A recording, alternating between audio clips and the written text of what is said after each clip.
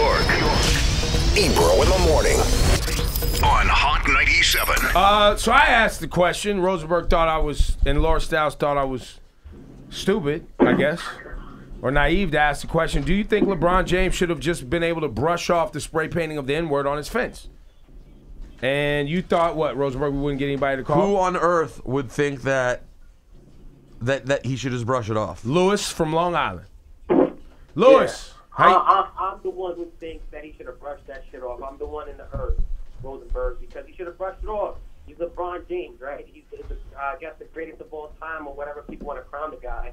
So he should have brushed it off. I think he didn't brush it off, and he brought light to it because of the fact that the finals are coming, and now if he loses, they're going to say, oh, you know, there was a distraction and this and that. Wait, Lewis, so you think that this is about basketball?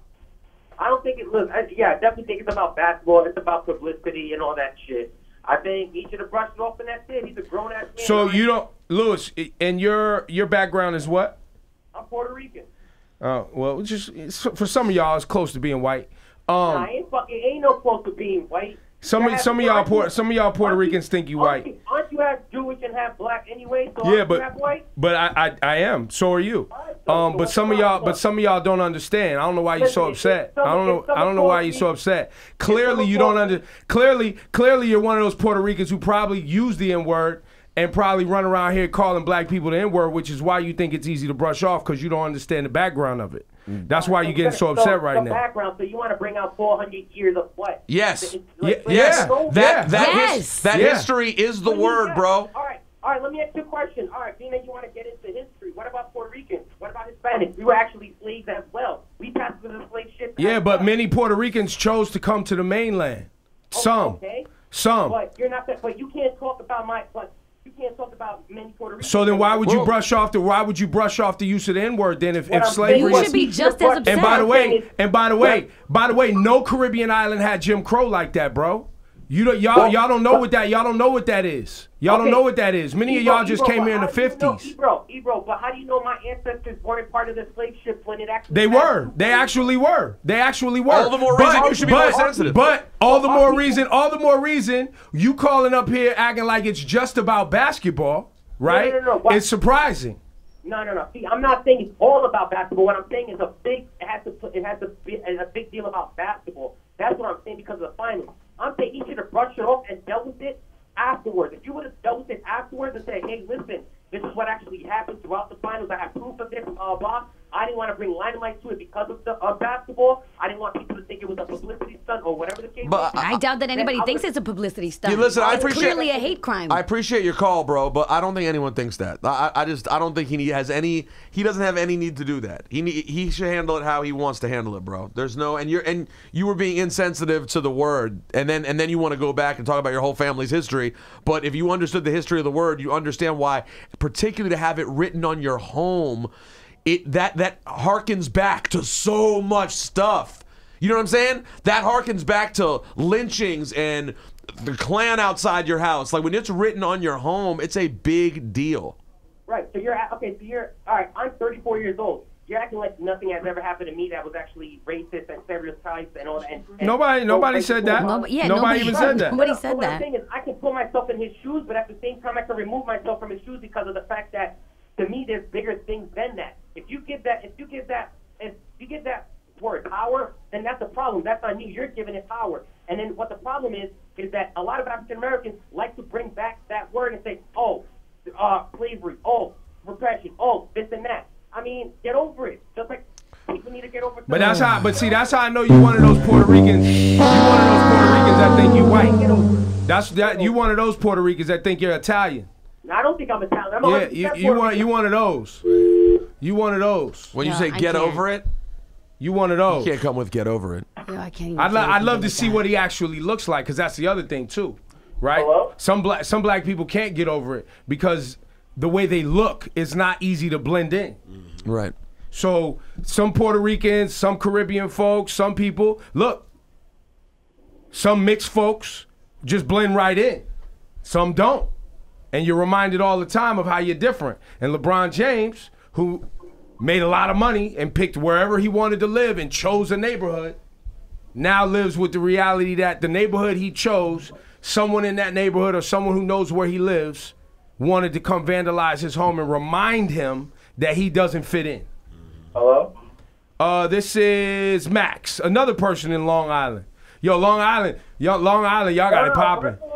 First of all, I want to say I really appreciate you guys. I'm not saying he should get over it, but you got to understand, this is a fan. This is probably a pissed off fan that hyped LeBron's in the freaking finals. You can't be getting mad that, yo, I don't really think LeBron looked mad. He didn't look mad to me. Exactly. I don't think he's taking it in a type of way where he's blowing up. And that's what he needs to do. He needs to show people he's a huge figure in the black community in terms of positive vibes. He doesn't have crazy, I think the thing that hurt me the most, me personally, thanks for your call, Max, is that he looks sad. Like if you listen to the audio, play the audio. You listen to the audio, it sounds like he wants to cry. Somebody who did everything the right way, somebody who, is always positive. He doesn't get in fights in games. Like he's not that person. Play the audio. My family is safe. That racism will always be a part of the world, a part of America. Hate, in America, especially for African American, is living every day. And even though that, that it's concealed most of the time, even though people hide their faces and will say things about you, and when they see you, they smile in your face, it's alive every single day. And I think back to Emmett Till's mom, actually. It's kind of one of the first things I thought of. And the reason that she had a open casket is because she wanted to show the world what her son went through as far as a hate crime and, being black in America. No matter how much money you have, no matter how famous you are, no matter how many people admire you, being black in America is tough. Phone lines lit up on this LeBron James conversation. Simple question: should have LeBron have brushed it off? Can't believe that's what lit up the phones. It's disgusting. Kanisha. Yes. What do you have to say? I feel like he shouldn't have brushed it off because racism is institutionalized. I mean, we're reminded by this every day. I mean, I'm a mixed child myself, but at the end of the day, like, that's not something that should just be swept under the rug. I mean, we fought for civil rights movement. We fought for so many things to be free. So why is it now that we're free, we still have to be caged in and hidden? He worked so hard. Like, this is a black man who's making a difference. And, he's married. He has children. You could tell he sticks by certain morals. And I feel like he did the right thing by opening his mouth. And to be honest, when I listened to the audio this morning, and it did sound like he wanted to cry, and I'm surprised he did not cry, because if it was me, I would have cried. Yeah, I would. Y'all know I cry. And at the end of the day, just because he has money, what does that mean? He worked hard, I think it wasn't given. I think there's a piece of it. Thanks for your call, Kanisha.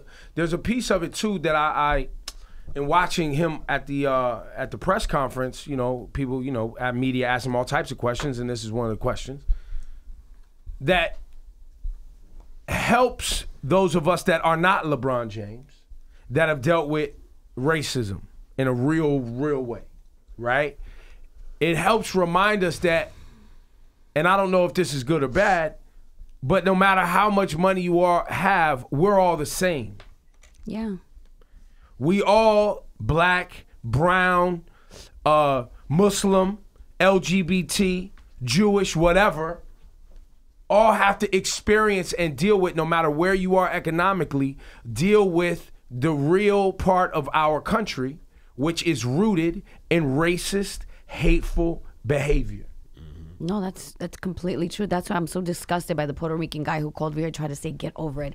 How dare you say that when we're constantly reminded by stuff like this? How about this? If you're Puerto Rican, the American government is reminding you right now that your island doesn't even matter. How about that? Facts. That's facts on facts. Right. Double facts. Double facts. Won't let you file for bankruptcy and won't give you no new money. Who's the nigga now? No shit. Thanks, Anthony. Anthony, you think LeBron should have brushed it off?